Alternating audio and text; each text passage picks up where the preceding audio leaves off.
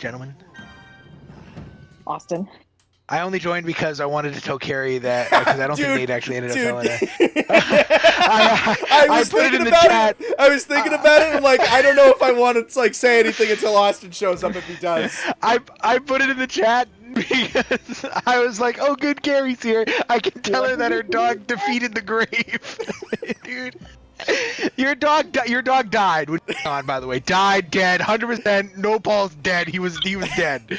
And I know you're gonna. I'm gonna be no balls. Halfway through this story. You're gonna be like, oh yeah, he does that. That would actually make it less funny. But he was laying on my. He was being in. We went over your house twice when you were. And the second time he was being a aggressively good boy. Like he slept the whole time, and he's laying on my feet like he does, and I'm like, oh, Ollie.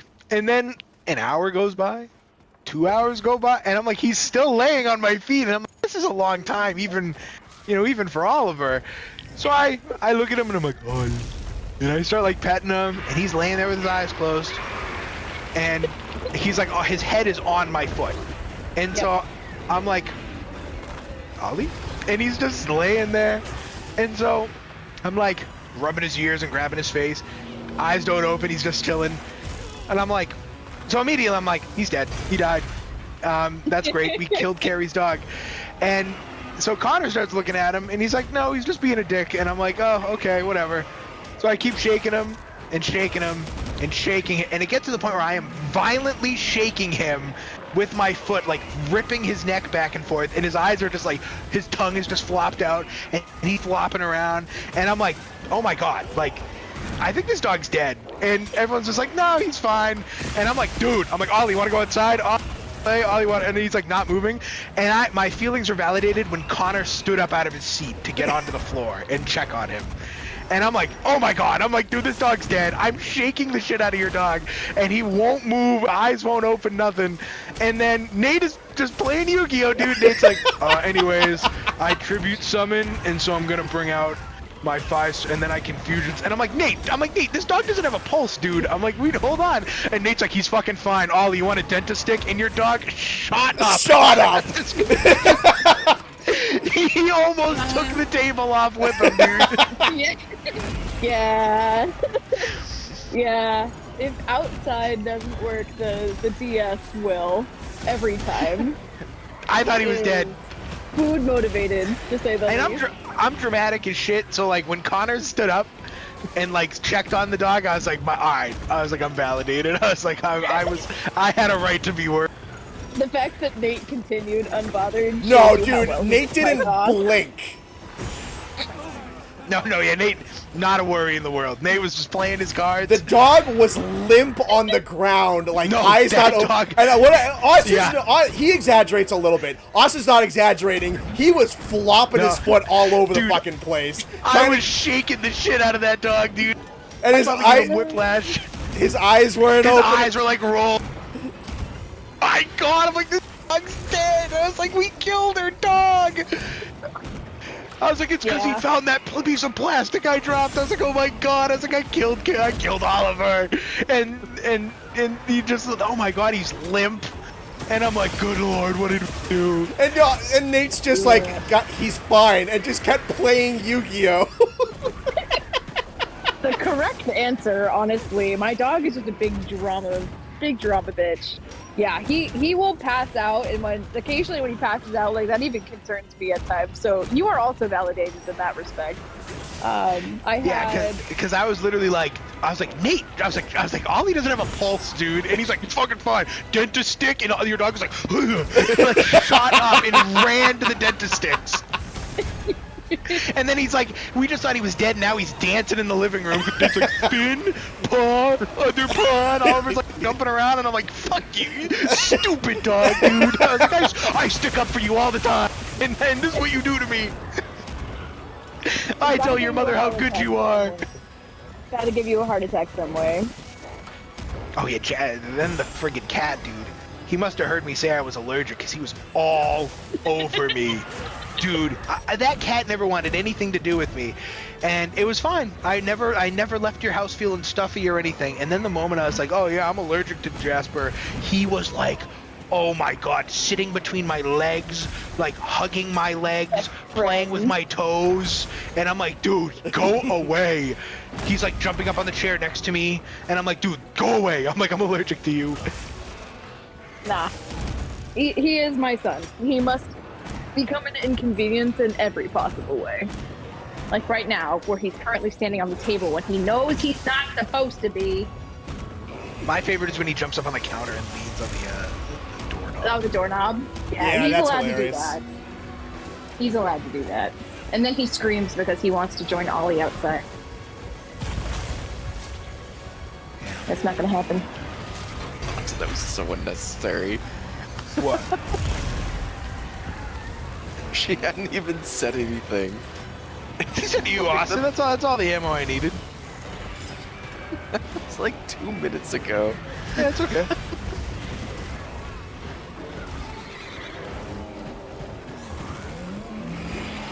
Well, thanks for not killing my dog.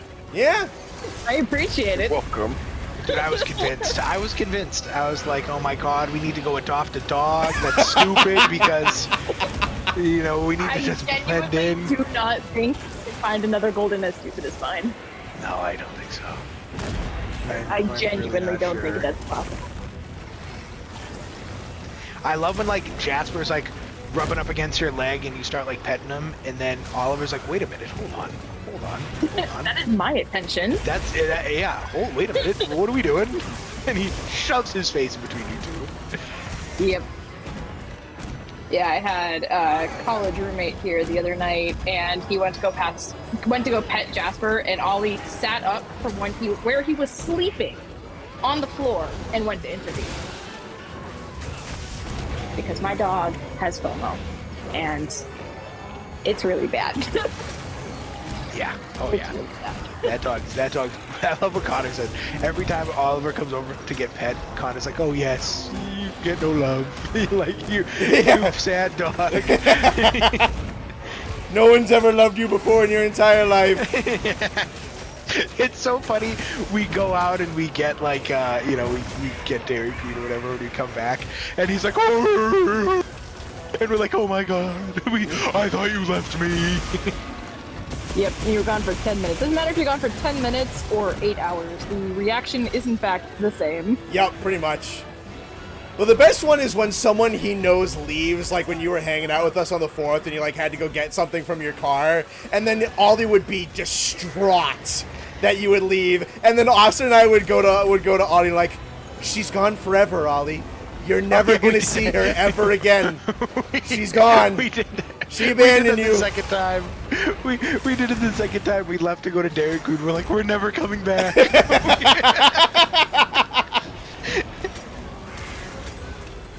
That poor dog is probably like, what do you mean? I'd love to like up Oliver, like just give me a collar that like I can hear his thoughts, dude. Because, Oh, that'd be like, amazing. He must just think of it's probably just radio static, dude. The Probably. whole It's time. just Yeah. crickets. It's just crickets.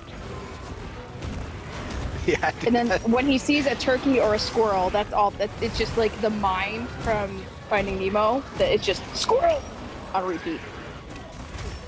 Or I like the idea that your dog is like a super genius and he's like doing calculus in his head or something. Or He's like just holding back. thermodynamics.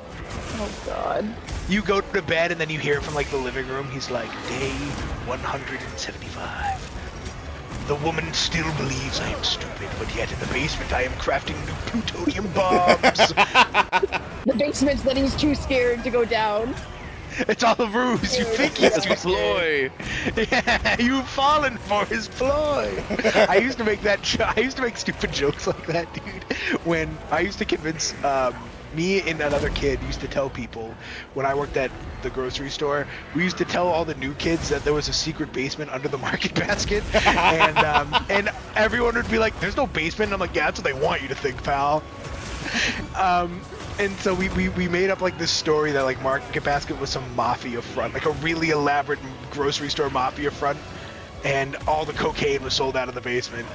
And everyone was like, "There's no basement here," and I'm like, "Yeah, you're just not involved." And then one time the lights went out for like a half a second, and it was noticeable. We were all like, "Did the lights just go out?" And I swear on my life, me and this kid Kyle heard like a hawk screech, and we were like, "Yeah, that's what the store manager uses to kill people when they start talking about the basement." Because you know how like at Market Baskets, the manager's office is like up elevated and like above like the. So we were like, "Yeah," the store manager sits there with a Falconeer's glove and sends them out, shuts the lights off for a second.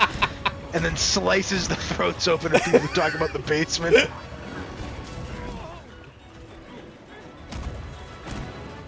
Austin, you'll appreciate this. We have this newer kid at work, and I now have, I think 3 or 4 coworkers in on convincing him that it's called gas lamping and not gaslighting. Gas lamping. He's just like heard the phrase wrong this whole time. It's actually called gas lamping.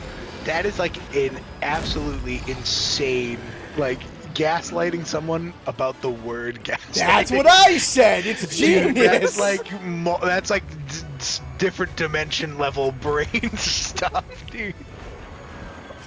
That's so funny. Gas lamping. I wouldn't even be. I'd be like, "That's stupid." I was like, "That's stupid." We mentioned it on Friday, maybe Thursday, but he's like, "I know you fuckers are lying to me." He's like, homie, I don't know where you got your information. You're just incorrect. Like, it's called gas lamping. That's so good. Gas lamping. All it takes is one Google search to disprove it too. I know. Yeah, I'm like the deep woman boss.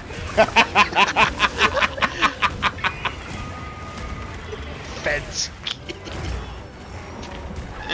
I like that one. Yeah, because I am the new guy in my department, so I change dealerships, and so like I'm like I gotta test like what jokes I can make and stuff, like I can't go, I can't start being hysterical right away, I gotta build up to it.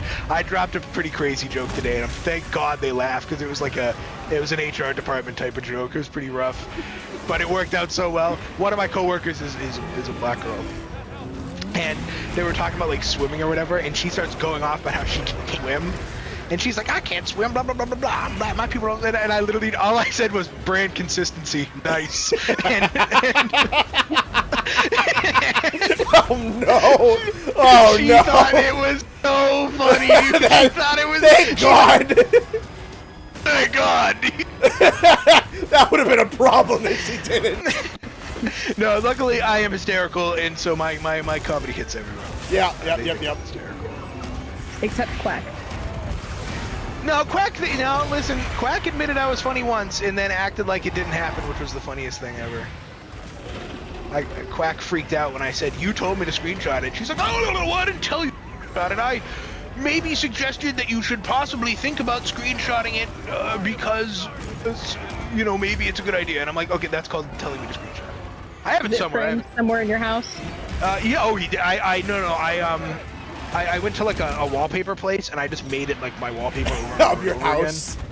Yeah, the house, yeah. Like, bring back the 70s wallpaper. Not just, yeah, exactly. Not just my room. It was horribly time consuming. I had to, I had to take down all the paint and everything.